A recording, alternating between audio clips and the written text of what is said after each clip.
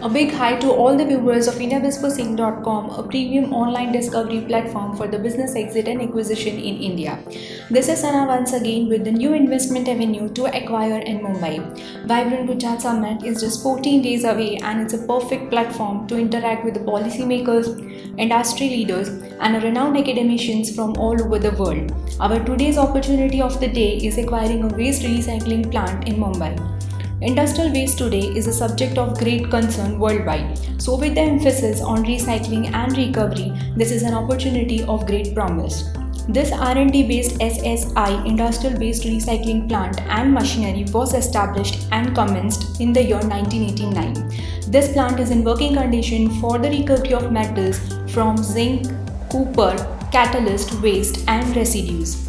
This plant is registered with MPCB and CPCB for the storage, handling, transportation and processing of hazardous waste. It is also registered member with CETP MWM for the solid waste. It is located at MIDC, Taloja, which is 15 km from Mumbai. The land area is 720 square meter and it is built upon the area of 384 square meter.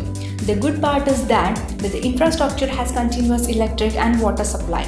The plant is more suitable for the technical oriented specialist to get ready entry into waste recycling business from within as well as from abroad. In fact, the production has stopped since 2012, but all the machineries, equipments, license and the approvals are very much in its place. The asking price is between rupees 3.5 to 4 CR. So the big question now as to why do they want to sell this business? The owner is old enough to concentrate and also has some health issues.